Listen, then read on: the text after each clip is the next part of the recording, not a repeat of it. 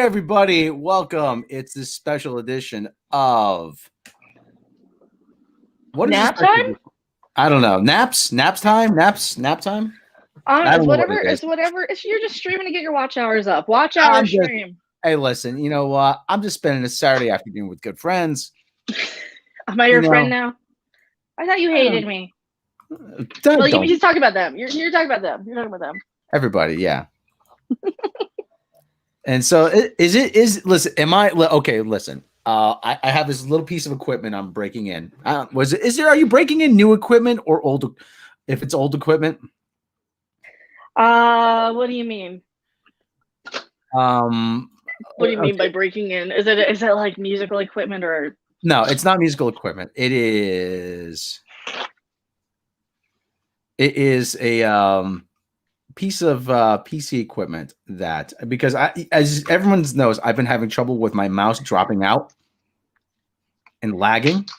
Yeah, you either need a new mouse or a new computer with a new USB port. Okay. I used to have a wireless keyboard and a wireless mouse combo. Yeah. And the dongle that I had for that, which I have right here, the dongle. You're on wireless mouse? The wireless. Well, this is a wireless. I have a wireless mouse. There you go. Yeah, that might be your problem. I would just go to Walmart and get a cheapo for like $5. That's what I use. Okay, well, anyway, I had a Logitech wireless mouse and wireless keyboard, but the dongle here that you see here is it wouldn't work when you would plug it into the back of the PC into a USB port.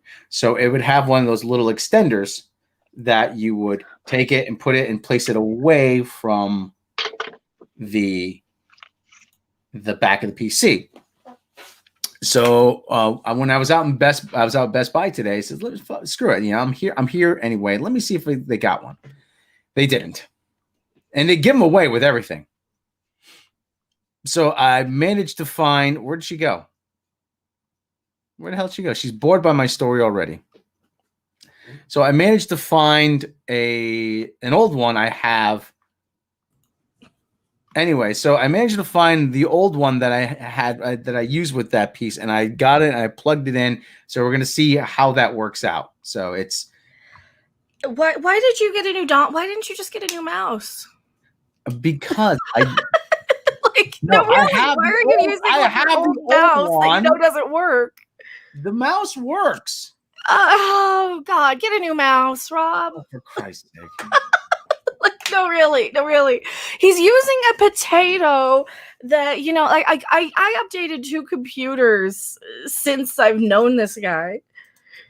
And he's using this old mouse. He just upgraded to a smartphone last year. Well, anyway.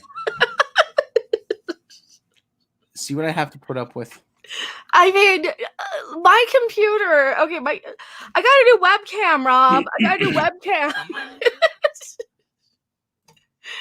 All right.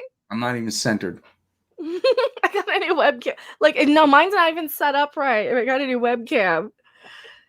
Yes, it looks very good. Okay, you know what? Let me. Just you be good, or else I'll do this. Okay. See? That's fine. I don't care. Then I don't have to be on camera. Anyway.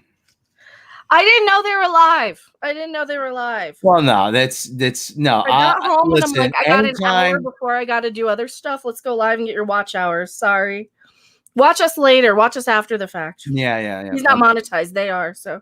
Yeah. Well, like I said, they've been live for about an hour, so I mean, it's Yeah. And is that Justin Proper out there at Horror Hound? Did he make the trip? Probably. Didn't he move back there? He's probably there. Yeah. Oh yeah. Yeah, I didn't know. So sorry, I didn't know they were live. Yeah, I just got home and I'm monitoring there. I was watching there. Yeah. Well, so you should have said they were live, and we would have not. But you scheduled it before you realized they were. Yeah. Right. Yeah. Well, anyway, it's like I said, we're not stepping on each other's toes. They've got about 74 people watching, and we've got 4, 5. I don't even have a window. I'm not even watching. Is that making an impact? Yeah, that's the thing. Yeah. Yeah. Actually, yeah, with Steve Botham, we're going to talk about that a little bit. Yep, that's why we're talking about Steve Buscemi today. Yeah, rather listen. Okay, you remember what happened at the events 20 years ago today. Oh yeah. And I remember that was like one of the first times ever the news made me physically ill. Well, it's like you see that and you're like, oh shit, this is bad, because you're like, are we gonna, like, we're getting attacked, like, you know. Mm-hmm. And I'm gonna say this: anybody who thinks a couple of grannies wandering around in the fucking Capitol after the police let him in is nearly as bad as what happened 20 years ago can eat my ass. You just can. Sorry, you just can. So, but anyway, what were we saying? I remember listening. Buscemi's awesome.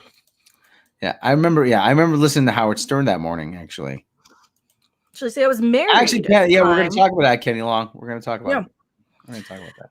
Yeah. Oh God, love miracle workers. But yeah, so yeah, actually, I was married back then, and we had TiVo. We had a DVR. We were one of the first people who had a DVR, so a TiVo brand one, even then, in 2001. So we were able to pause it and record it and upload it digitally from digital signal to the internet. One of the first people. So my ex-husband actually was the first person who uploaded it to a certain nerd website that yeah. Of the actual second plane hitting, which was terrible. You know, it's like you don't want to, but you also, like, you know, you want to. It's. Well, I remember, like I said, I was listening to Howard Stern. Yeah. And Howard says, he says, Robin, we just got news. A plane has hit the World Trade Center, and I thought it was like a little prop job. Yeah. I had no idea it was an airliner. Yeah. And yeah, I saw it on CNN. You saw the footage, and then you saw the second one, and well, there was no footage at first, but then yeah.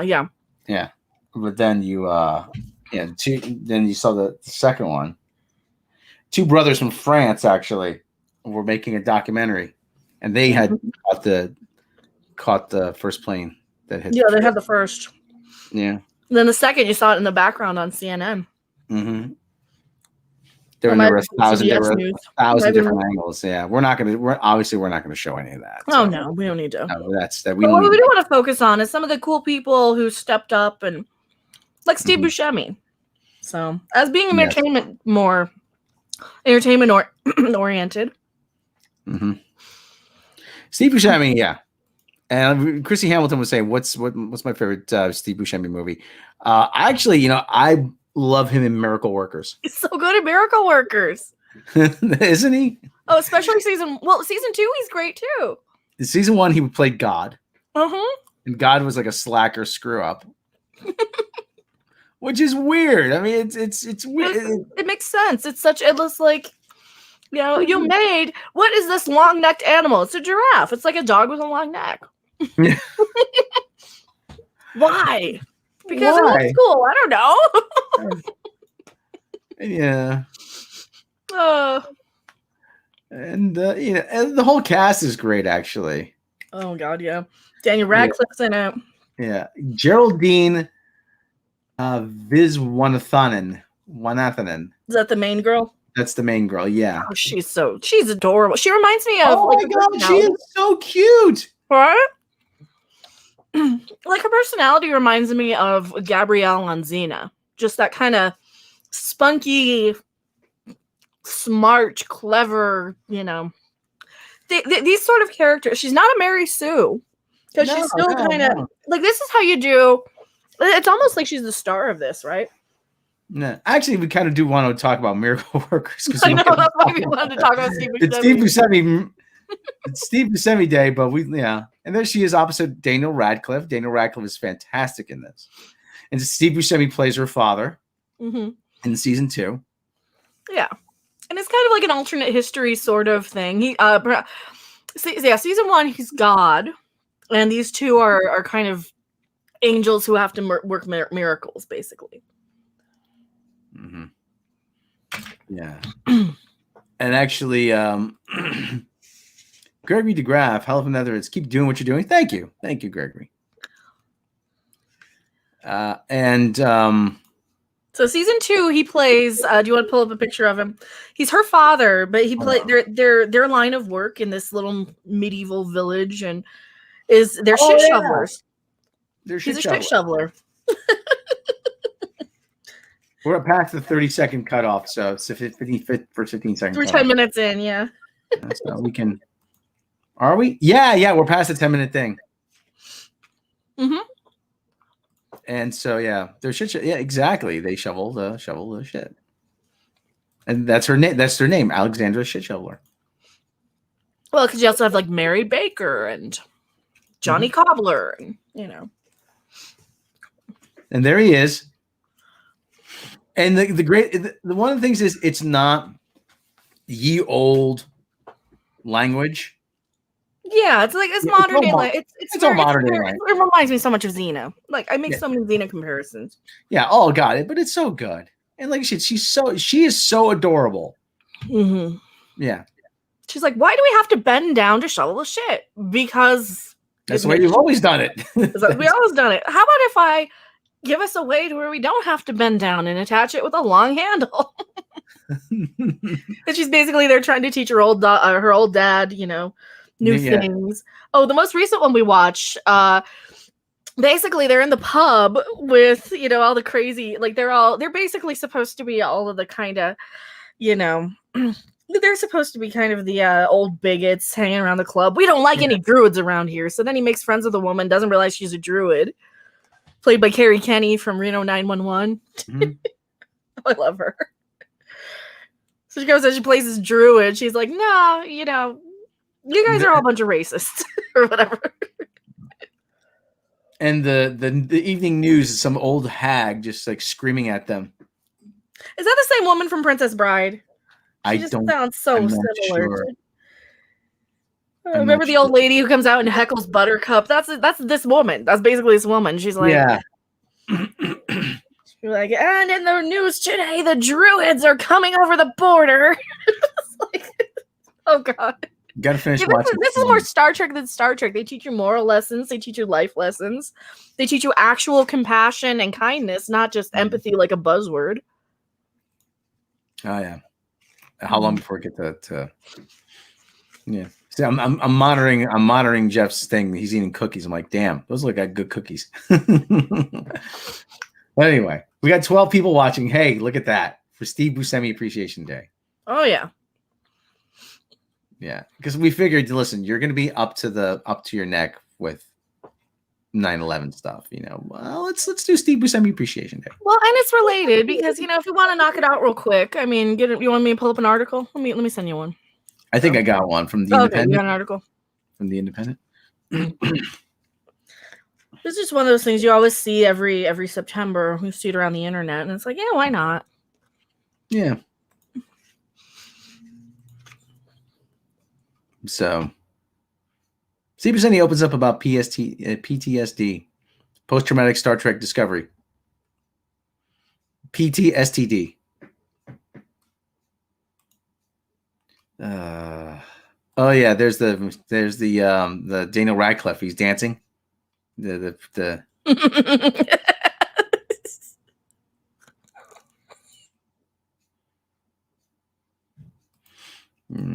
He's good in everything he does too, Steve Buscemi. I mean, he was only had a small part in The Wedding Singer. He was good in that. He's got a very, very unique look to him. He's not traditionally handsome, but he's made it work for himself.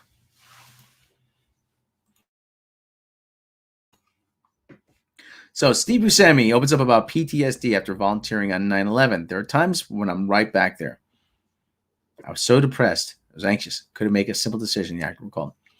Steve Buscemi has opened up his experiences in experiencing post-traumatic stress disorder after volunteering as a firefighter on 9/11. The Fargo star had worked as a firefighter in the 80s and arrived at the scene of the Twin Towers terrorist attacks in 2001. And if anyone hasn't been ever been down to I remember it before.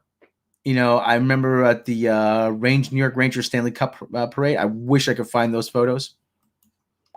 Looking up, and the World Trade Centers that are there, big as life. I mean, they're massive. You see them from everywhere. Yeah. Now it's like I said, to think that they're gone. Even now, it's mind-boggling. Well, it's such a staple in movies too. Just you'd see it.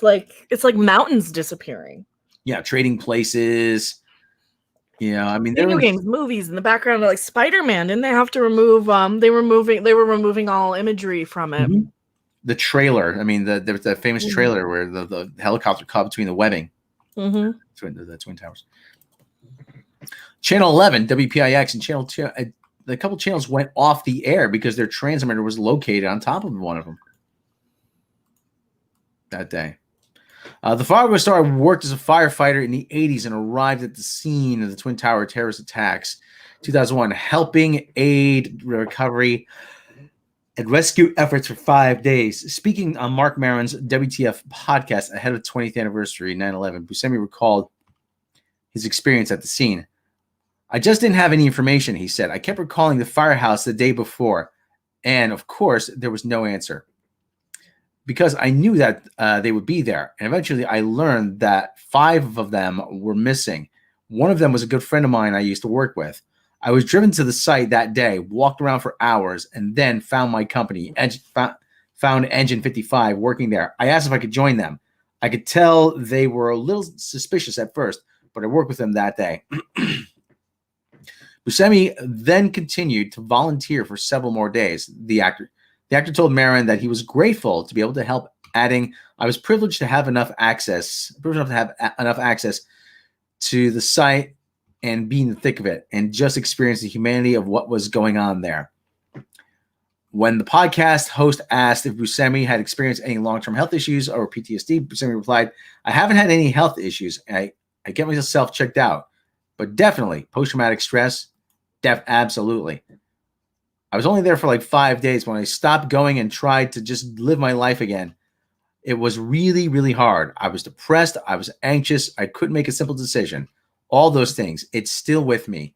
There are times when I talk about 9/11 and I'm right back there. I start to get choked up and I realize this is still a big part of me.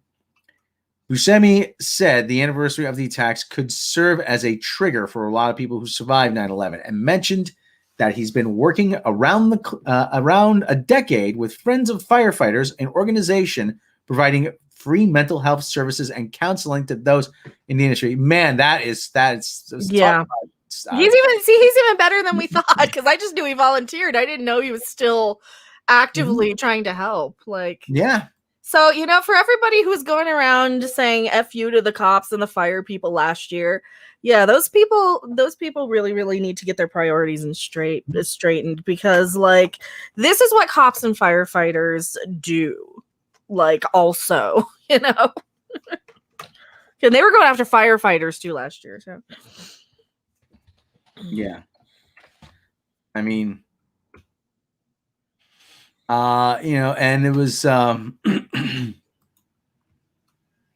it was one of those things that, like you said, there's some people that they go and they volunteer, but it's about personal glory. I'm like, nah, this guy was a fireman, Engine 55 down in Brooklyn. He was a New York fireman. That's not an easy job either. Hello Mecca will be a guest on CLB. What's CLB? Oh, Creepy Little Book. It was well, Pete's gonna be taking a week off actually. But no, I go. You can probably find them on BitChute, the old High Strangeness episodes. There are probably some from right when I was even at the Stanley or right after. Mm-hmm. Yeah, because we used to do High Strangeness on there. I experienced any ghost stories. I didn't experience anything. Yeah, you didn't see anything near the Stanley. No, all I experienced was a lack of hot water. Yeah, that's right. Well, to be fair, we were there in November, and we are on the side of the hill. So, go ghost hunting. That's not my thing. Absolutely. I would love to. It's not my thing, ghost hunting. Yeah, but it's fun. It is? Yeah. I remember James May went ghost hunting on his show. He's just like, what is that? What is that? And it turns out a bat flew by him. Scooby snacks, I'll be like eating fried chicken. Scooby snacks.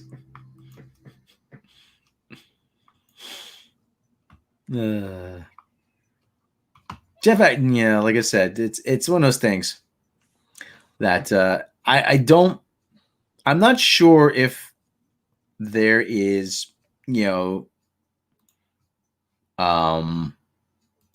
spirits of people walking the earth for all time, but I do think there is an energy left behind by people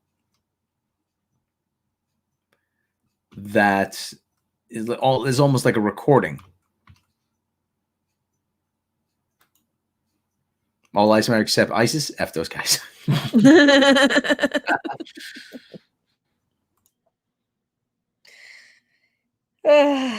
Man. Creepy old cemeteries. Oh, we got a whole bunch. You know what? I wouldn't mind. There's a whole bunch of Pokemon stuff too, but there is a cemetery of a vampire not too terribly far from where I'm at.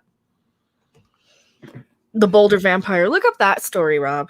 The Boulder Vampire. I know it's Steve Buscemi Day, but we kind of got off track here. The chat, yeah, pull up that article. Then we'll get back to Steve Buscemi stuff. Actually, you know what? We'll talk about it for a second. Jon Stewart was also one of those guys who had lobbied to get the New York firemen medical relief bill passed for years, and they were threatening to discontinue funding. And he had said that I find it reprehensible that I have to keep coming back here and we keep having to taking this back up. And sure enough, he did get the funding extended for 99 years. And I was like this picture. You say what you want about Jon Stewart. Talk about a guy whose heart is in the right place. And this is him after the resolution passed, smiling as Mitch the bitch McConnell walks past him in defeat. So, Mitch McConnell, fuck that guy. So. And his girlfriend, Nancy Pelosi. Fuck her, too. I hate how they fist bump each other because, they're just fucking us over to line their own pockets. You think it's Chuck Schumer? I don't know who that is. Him too. All of them. All of them. Fuck them all. If you're in the fucking government right now, fuck you. If you are an elected official or an alleged elected official, fuck you. Every fucking one of you. You're all scum and you're all playing us to line your own pockets. This is my problem. Fuck them all. They're there just to line their own pockets with deals and backdoor shit to get their own contracts in and plant their own fucking families and friends as the heads of these boards that they're not qualified for, just to get contract deals and shit that these people have no business doing just to become billionaires and billionaires and billionaires. And I'm tired of it. I'm tired of these fucking politicians. Well, I'm tired of it. You know how I rail on Hollywood and celebrities? It's the exact same shit with and it's not all of them obviously, but it's the exact same vitriol that I have with politicians because it's a grift. It is a grift it's exactly what some of us do on YouTube. We rile you up just to line our own pockets and yeah. Don't get me started on politics. Well, anyway, I have or do we want to talk more Steve Buscemi movies? How about Airheads? Airheads, yeah, we can talk about that one. I haven't seen that one in ages. I haven't either. They used to play it all the time on Comedy Central. Yeah, they must have got a cheap rate on that.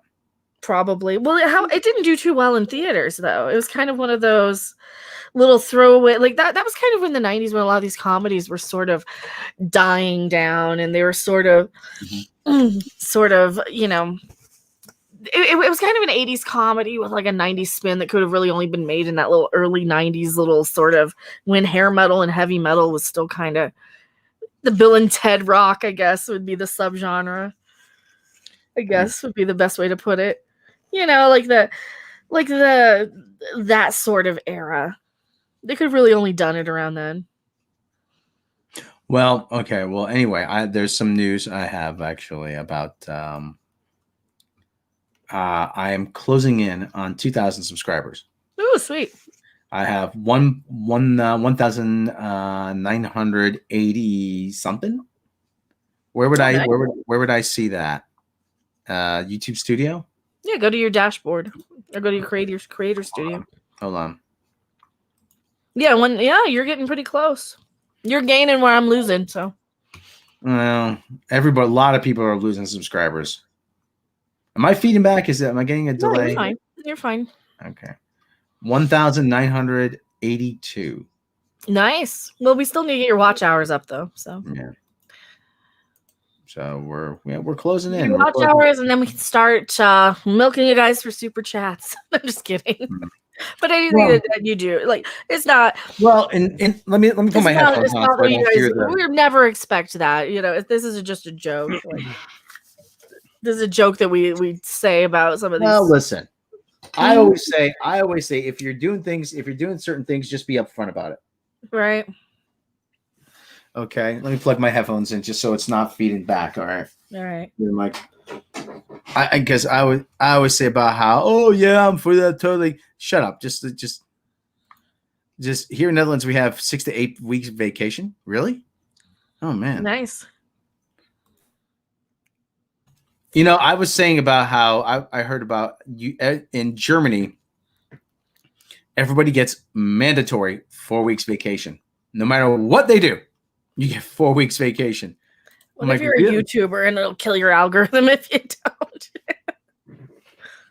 Or if you don't upload every day. You know what? Actually, Gregory DeGraff, if you can answer, what do you do if you're self-employed? Yeah, like what if you're self-employed? That's actually a really good question. What if you're self-employed? Because technically you're self-employed.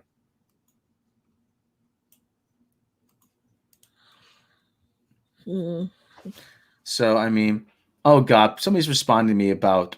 Typically, well, you will be too. What's he saying? Technically, you will be too once you get monetized. Yeah, Rob, monetize. See, this has been for anybody who's wandering in or hates Rob because I'm here, or hates me and is ringing and closing the stream because I'm here. Once we get Rob monetized, we can move past all this. I think that's like really just the final thing, because then he can stand on his own, do his own thing, and he has the talent and the voice and the skills to be a 200,000 sub channel. You guys know that. I know that because he proved it on Midnight's Edge. Do you think either of those two assholes did anything to really, really get the big numbers out there? No. So we know that Rob can do that. And that's really once we can move past all of the, shade and all this stuff. And so there's the goal. I want to hit it by October. So YouTube has been very busy unsubbing people. I don't have anybody I have beef. That's why I left for a while. Well, welcome back, Carries. Yeah, I don't want anybody to think that like I don't want people to hang around Rob if I show up. Like if I'm poison to the channel, I'll leave. Like I was trying to leave Midnight's Edge. I kind of know I'm controversial. Because clearly, I mean, I'm worse than Alex Jones, right? And if you guys didn't check that out, watch Rob's video about that. You should probably have a better thumbnail than a guitar on there, though, at some point. No, well, you did too, by the way. Yeah, well, that's. I just got lazy about that. I know. We'll just change it out to like your face so people see it. But Senator Hammer's like he's also Dutch. You could have as many weeks holiday as you can afford. Okay. Yeah, I'm not in this Twitter thing. I'm sort of in this Twitter thing about the whole Star Trek, and people are saying, "Oh well, Star Trek doesn't keep going; it dies." I'm like, well, yeah, but it's dead already. Mm-hmm. The other thing, this guy saying, "Oh, I love how diverse the casting is." Yeah, the diverse casting is they're using it as a shield. So the critic proves the show. Yeah, they have an automatic, well, you're a racist if you don't like it, and it's such a lazy excuse anymore.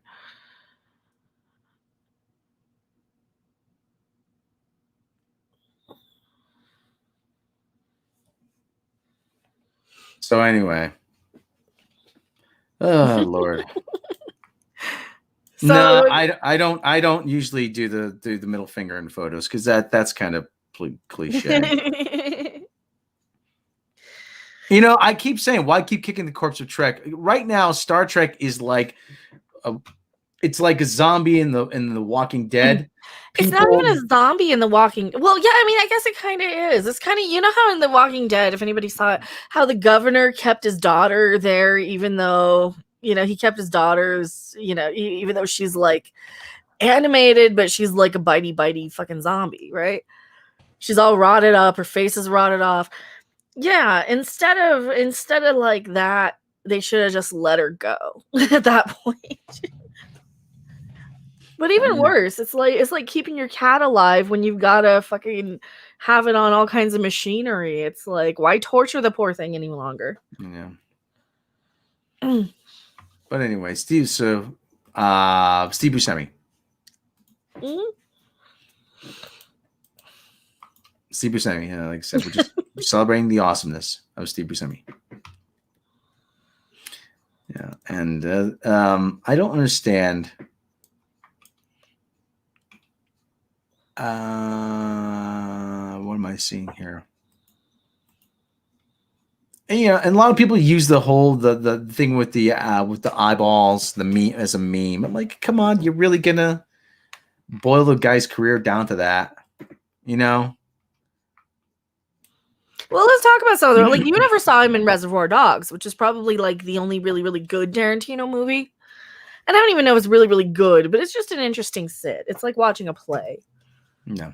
Yeah, but that's like, and I know you don't like because to be honest, a lot of the Tarantino stuff is kind of a gimmick where everything's out of order. I got old after the first two.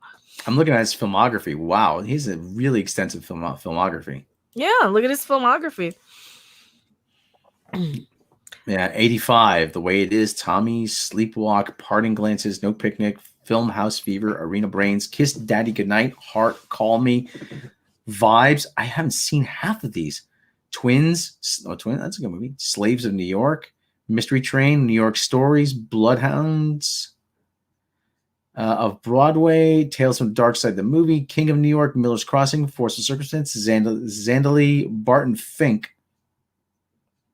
Life is Nice. I actually told an English teacher about when he kept saying, "Oh, you go see Barton Fink." I said, "You got money tied up in this movie? I'm not going to see Barton Fink."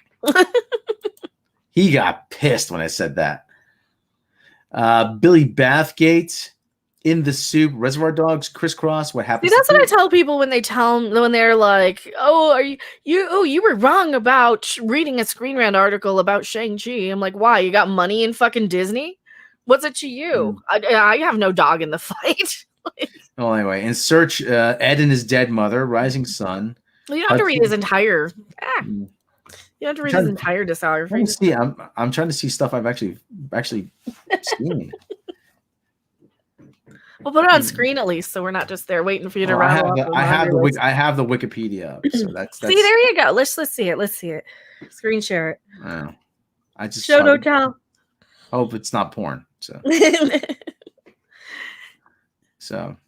yeah, like I said, pretty extensive filmography. Wow.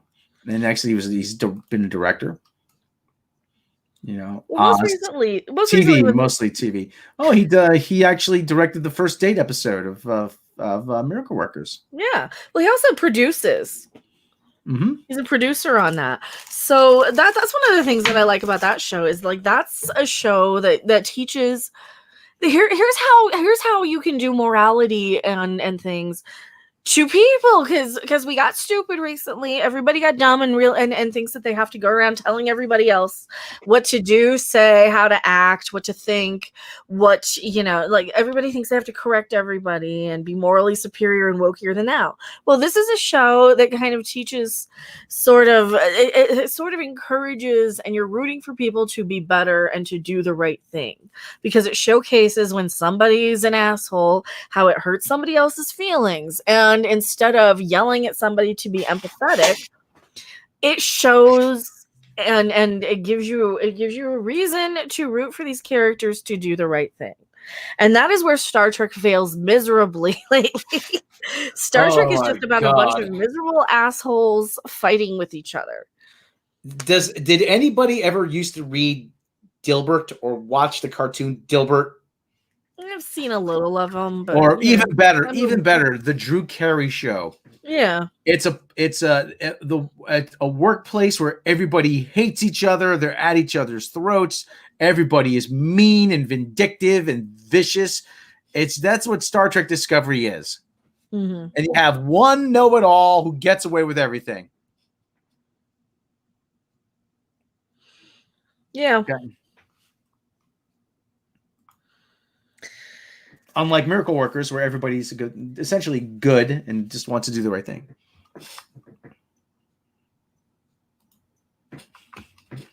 So,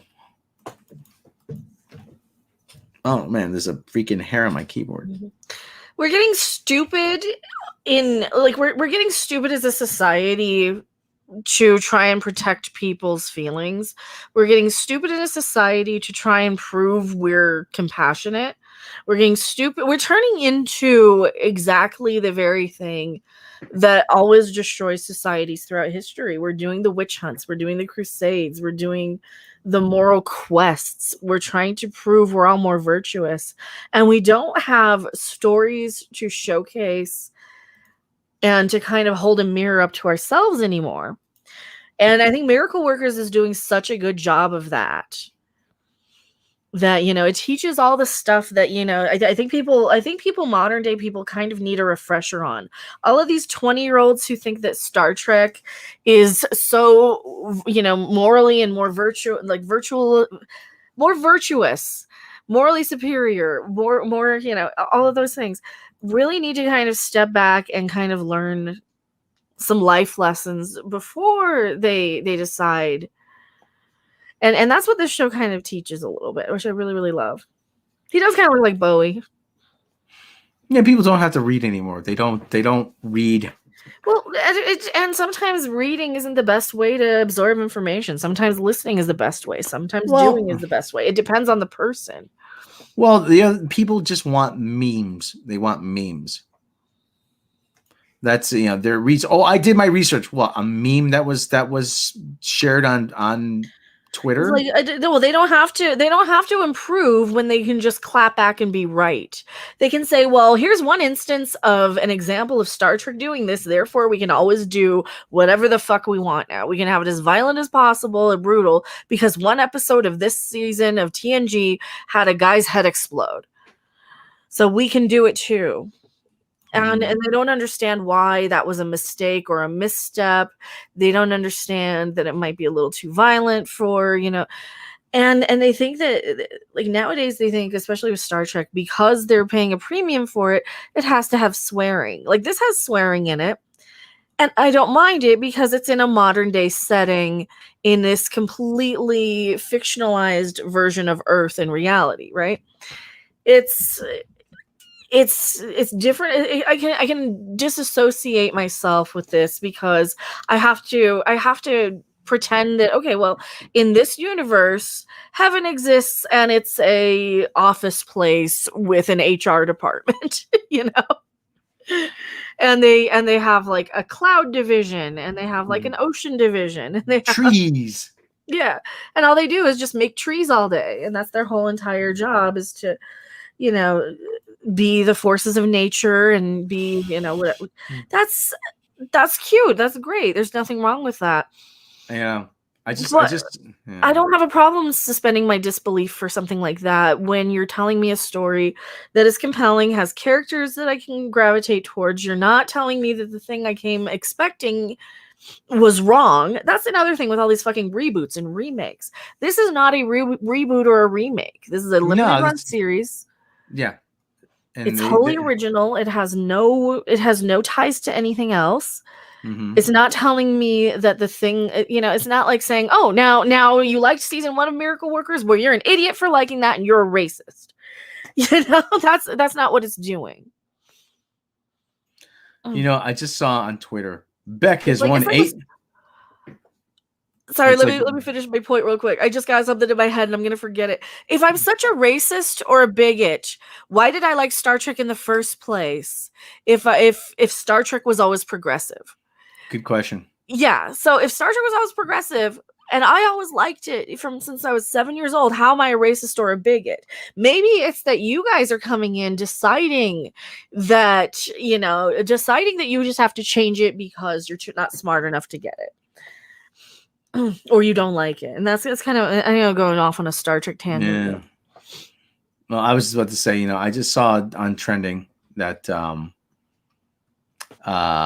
Beck has won 8 Grammys. I'm like, how? How did he win 8 Grammys? I got a number on trending on mine. Oh well. It's a Pokemon. Let me see if I can get Mark Bolan trending on it. So anyway, what we were talking about? Steve Buscemi. Okay. So let me just ask, how do people like my Assetto Corsa stream last night? I didn't see it. Okay. I was busy. Okay. First interracial kiss. Yeah, it was TV and Spock, half alien, a key character. That's right. Yeah. Yeah, and the swearing fits into the medium and storytelling devices. It's organic and not cringe, such as in Disco. Yeah, when they swear in Miracle Workers, it fits. It makes sense. These characters would swear. It's not. Oh, jeez. Martin Luther King was like Star Trek. Mm-hmm. A lot of people liked it back in the day, and what I heard, actually, there was. Hold on, let me see something. Well, Star Trek used to be this thing that that like people who are a little bit more evolved would watch. People who are a little bit more wise. People who had a little bit more intelligence, right? People who could look at a story and get some philosophical lesson out of it. Because I had to find entertainment like that because I had to justify watching something so I could say, oh, but I like it because I'm learning this, and this from it, Well, the big thing was that they said Star Trek was canceled because of low ratings on NBC in '69, but it was actually what I've heard was that it was actually in the 18 to 49 demographic, it was actually one of the highest rated. Mm-hmm. So, I mean, is this a TV show where Steve Buscemi is playing God? Yes, Miracle Workers is the one where he plays God in season 1. Mm-hmm. So now in season 2, we're halfway. We're gonna have to watch some more season 2. You want to watch some more season 2 after the stream? Sure, yeah. Well, I gotta get something to eat. I don't know what I'm gonna get to eat though. Well, I have a Santiago's burrito in the fridge and some pizza. So. Actually, you only have half a Santiago's burrito. That's true. That is just true. But I'm probably gonna do some sort of a cooking stream in a little bit here. I don't know what. I don't know. How long are we going? 44 minutes. No, it's only 4. Okay, it's only 4. Let's take it to the top of the hour. Very much. I would Mecca like doing if Steve Buscemi was the Spice Worm? Probably not. I just can't with Dune. There's just not enough of anything happening. There's too much silence for me to just wander off and do something else. Oh, the book is even worse. That's the problem I think that's my problem with Dune more than anything else is that unless something is happening, I need to be engaged. Like I'm not so ADHD that I need pew-pews and fucking flashing lights every 5 seconds, but at least talk to each other. At least have some dialogue that isn't, and the spice and the fantasy language, and oh no, I can't do that. I can't do that. Give me like at least with this, it's got fantasy elements, but they're kind of talking to you how people talk. Mhm. I when it gets super duper, like that's one of the things I love about Stargate. And I know you don't want to watch Stargate because it's 10 seasons, but you would absolutely love it.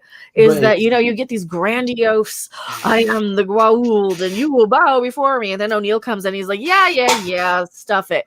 Where's the guy we got to rescue? Like, that's me. yeah, I'm like, but I hate taking this shit so seriously.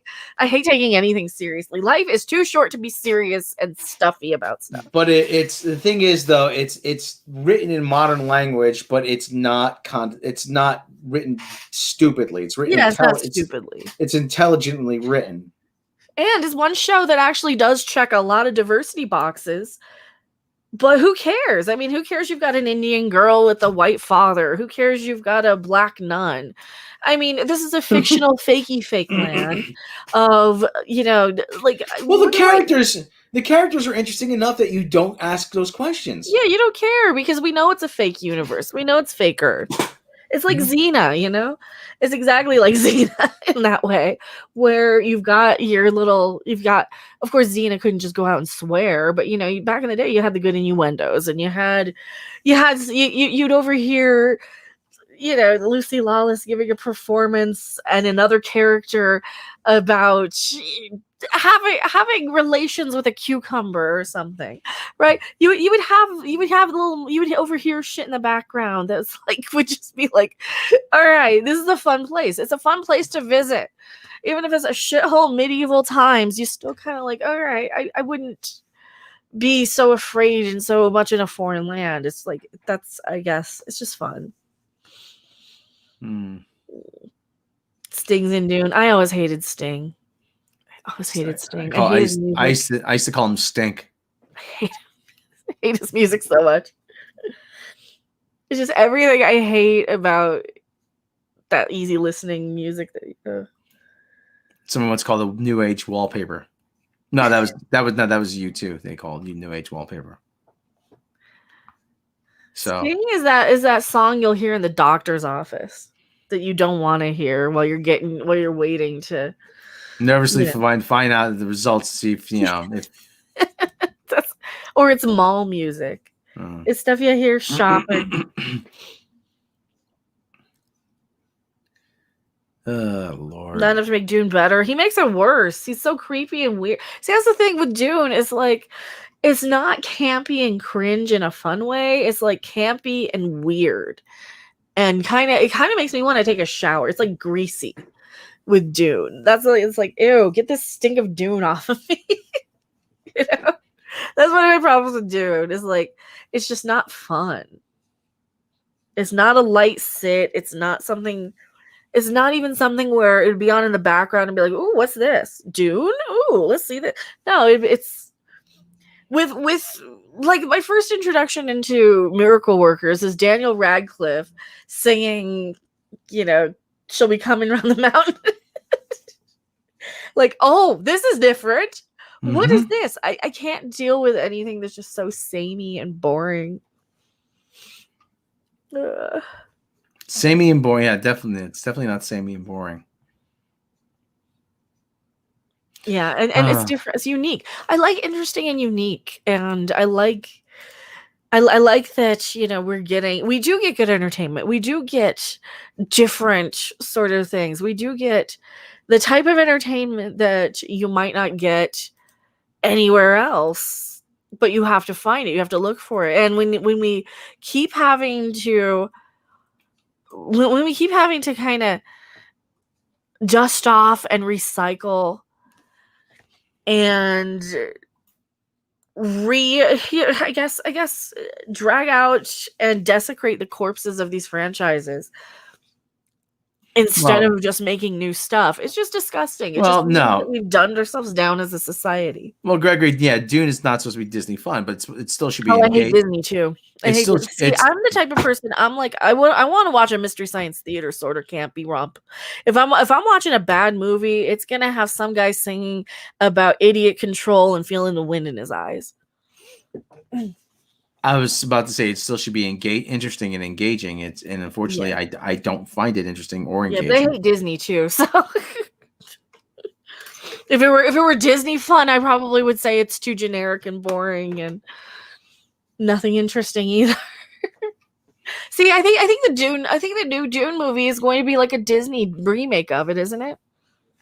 Because it's basically one of the same as like every other of those movies that we have now, all these big franchisey movies, and they're pretty much the same damn movie. Way too much CG, take themselves way too seriously, have a fan base that decides they're all geeks all of a sudden because the latest big pop culture movie is a big geek movie, and then they move on to the next thing. So they got their you can tell exactly what they were into by their desk. It's like, okay, well, this year when Lord of the Rings came out, they got a Lord of the Rings stuff, and then when Harry Potter came out, they got all the Harry Potters. And then they moved on to Twilights and Star Wars and Marvel and they got all the stuff for every year where they're supposed to be into every. They got a Funko for it. Actually, I just saw this actually from Newsweek, because you know how I love to talk about Jeopardy. God, what happened in Jeopardy? No, but probably the guy that they should have got anyway. Buzzy Cohen is actually emerging. He's emerging as as unlikely Jeopardy host frontrunner. Yeah, because all the celebrities are knocking each other out. They're canceling each other out. You got the what about LeVar Burton ring masses, and then you got the what about Mayim Bialik ring masses. I think I'm on Team Mayim. Yeah, she's good. She's really good. 36-year-old won the 2017 Tournament of Champions, but initially played as a contestant back in 2016. Nice. Cohen's 2-week appearance, which originally aired in May, is being repeated ahead of the new season premiere on September 13. After gaining recognition for his deft hosting capabilities earlier in the year, the past 2 weeks of reruns have propelled Cohen firmly back into the viewers' minds, distinguishing him as a worthy replacement for Alex Trebek. Buzzy Cohen is very amusing, highly intelligent, supremely adept at gameplay and hosting, extremely congenial. That's what you need. LeVar Burton is not. And mostly important, I cannot stress this enough, completely scandal-free. #hire Buzzy.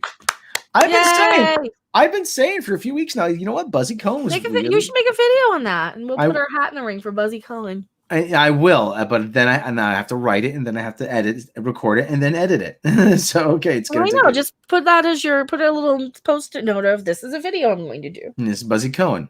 Reads one of the tweets. Another ad: make Buzzy Cohen permanent host of Jeopardy. He's so a natural and a perfect fit. Watch reruns of Jeopardy Tournament of Champions has reminded me how great a host Buzzy Cohen would be. While another fan added Buzzy Cohen would be the new permanent Jeopardy host. He's got an unusual look. He's memorable. He's got a great name, Buzzy. I mean, and he's, like I said, he's very intelligent and he's engaging. I mean, what more could you want?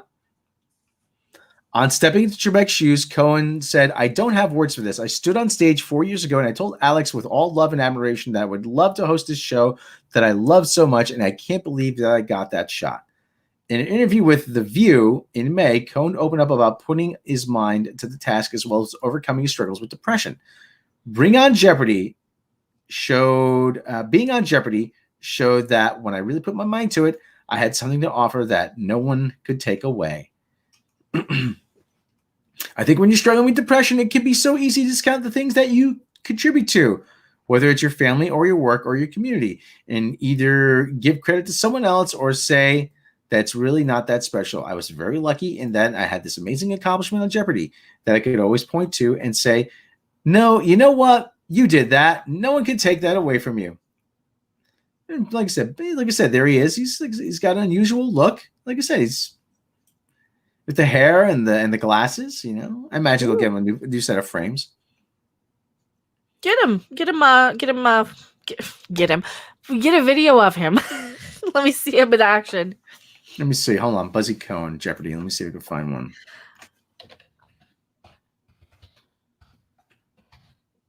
Cohen, Jeopardy host. Let me see. I like him being the new host, though. Kind of always did, but I think I won't have the same tone as when Alex hosted. I know. Well, nobody's going to replace Alex. I think we can definitely Yeah. say that nobody's going to replace Alex. Yeah, Trebek. I mean, Alex Trebek was I mean, geez, he was. What a class act! I mean, this is He a was guy who wasn't his father an ambassador, and he ended up. Oh, here we go.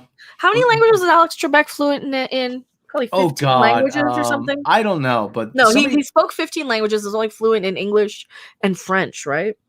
Yeah. Well, he's Canadian. Yeah, but he still spoke so many languages. Okay, someone uploaded one of his whole shows up on YouTube. All right, let's take a quick we'll take a quick look at this. Okay, we'll take a quick look. We can't play a lot of it, but we'll just show a few We'll show a few seconds just to give you an idea of what he's like. Okay, let me fast forward a little bit through just to get to the part where he's actually reading on the lectern. We'll break it down for transformative purposes too. Okay, so there he is. Okay. Trebek Center for the Homeless. The Trebek Center is a transitional facility in Los Angeles that Alex and Jean Trebek began supporting last year. That's his wife? I can't think of a more fitting way for the show. Whose wife? This guy's? No, that was Trebek's wife. Welcome back, champions Jennifer, Paul, Ryan. Good luck. Let's kick off our Jeopardy round with these categories. Okay, so look, he's got an enthusiastic kind of. He's a little stiff, but I don't think he's nearly as stiff as LeVar Burton. No. Okay. Start off with the Southern Hemisphere. Herbs. Under the USA. Oh wow. NFL teams in Spanish. Oh wow. El Gigantos. Between hell and high. Each correct response is going to be between those two words in the dictionary. Between hell and high, water. Right, Jennifer. Okay, so he's for 200. Okay, let's see. What's the pun? See, this is the thing too. I don't think LeVar Burton can posit. Okay, let's okay, see now. What are bonds? Right. Here, see, look, he's got a very good delivery. Yeah, he gets where to put inflection. Yes. He gets where because he's familiar enough with Jeopardy. I don't think LeVar Burton fucking watches Jeopardy. This guy's familiar enough with Jeopardy to know where to put and place emphasis because for pro Jeopardy players or people like me and Rob who've watched the show and know kind of the deal, they give you the clue. They make it really easy for you to figure out the correct answer by giving you enough, they'll give you a way to get there, even if you might not know. And that's what's really, really great about Jeopardy. That's one of the things I love about it. And a lot of the time, the clue is right there in your category title. Mm-hmm. And to know where to put emphasis. And that was one thing that really, really stood out to me on LeVar Burton was that he did not know where to put an emphasis on anything. Yes! He's like, yes! Oh, wrong! Yeah, yes! Yes! Oh, he was just all over the place. Okay, let's... The Southern Hemisphere for 1,000. Okay. This fault running down East Africa divides in Zambia, the western arm becoming the Luangwa Valley. Jennifer. What is the Great Rift? Yes. My only criticism of this guy is his voice is going to be a little bit too like you have a much better voice for announcing and narrating and game shows. Like that was always a big thing with game show hosts is they had a voice like a Wink Martindale. But this is Johnny. Hello, Johnny. It's time to play Card Sharks again. Yeah. So, but he's like I said, you can find the video. It's up. You can find the video if you want to see the whole thing. But like I said, he's I'd say why the hell not? Listen, at this point, I don't want to say you got to take what you can get, but you have to. I mean, you got to consider that this guy. Listen, you're not going to find much better than this guy. No. Mine Bialik, I don't think can do it full time. Well, yeah, unless they pay her enough and she doesn't want to keep acting. I mean, that's the thing. Does she want a full-time gig on a game show than to film around, or is Big Bang Theory or whatever she's on now? Did Big Bang Theory end finally? Yeah, it did. Yeah, okay. So what's she on now? She's got her own sitcom. Trust me, Vinny, you don't want to see me host Jeopardy with my gigantic head on screen. No, you don't. You don't want to see. Like, I'd be like, if people get a miss an easy question, like, what? How can you miss that? What are you, an idiot? So, I'll gladly be on Jeopardy. I want to be on Jeopardy. The only problem is though that I'd be terrible on sports and religion. The only though. problem is like if I get an answer right and like what is the Paul? It's like right. I'd go yes. I'd do that. Don't do that. And you'd probably take too long with your stutter to get the answer out too. What was it? What is 1860? Correct. So That's you. That's how you are anyway, though. Like when we're playing, I'm like, answer the question. You're going off on a story. You go off on a story that's unrelated. oh Bob. It's like focus. I missed the thing because you're telling me a story about something that nobody cares about. Oh, poor Bob Iger would not be good on Jeopardy. Poor Bob Iger is far too busy in the Vatican to be on Jeopardy. Yes, with Pope, maybe Rob will have to go eat Pope Yes chicken tonight. I don't know, but that Pope Yes chicken is very bad for you, isn't it? Yes. Yes, it is. Yes, so good, it's heavenly. Pope Yes chicken, it's heavenly. Oh, geez, what happened? I felt the Holy Spirit take over me. No idea. In Bob's name. All right, we've been going for an hour and 1 minute. Let's wrap up here. Yay! So go check out. So go watch a Steve Buscemi movie. Go watch Miracle Workers. And as always, like I always say, we're gonna be back. We'll be back soon with more stuff. I'm gonna probably do a baking. I don't know. Do I want to make muffins or do I want to make cupcakes? I don't know. Make muffin cakes. Well, I would probably need. I don't know. I probably need extra stuff that I don't have. Mm-hmm. Well, anyway, let's end it here. So everybody go keep an eye on Mecca's channel for upcoming baking stream. Keep an eye on this channel for other stuff. And I might probably be back with naps tomorrow. I'm not sure. If not, I'll let everybody know. All right, but let's before we go, let's hear a word from our sponsor. Need a new car? Looking for that business vehicle or ornaments to conquer a small nation? At Cobra Commander's Sharp Auto Sales, we want to put you in your next vehicle. We have everything to meet your work, family, or military needs. Check out this His tank. It can be yours for no money down and only $2.99 a month. Need something more versatile? How about this Stinger Jeep? Fully armored, missile launcher included. Only 40,000 miles, most of which are non-combat. We've also got Rattlers, Night Ravens, and the all-new Ford Escape. And now we're offering 0 payments for 6 months, or until Destro can formulate a plan to take over the banks. Remember, at Cobra Commander's Sharp Auto Sales, we're not just a car dealer. We're an evil terrorist organization determined to rule the world. And we're certified by the Better Business Bureau. So come on down to Cobra Commander's Sharp Auto Sales for a test drive on Route 1 in Springfield. Follow the signs of the bomb craters. Free balloons for the kids. Come on down! Cobra! All right, everybody. Thanks for joining us. We'll catch you next time.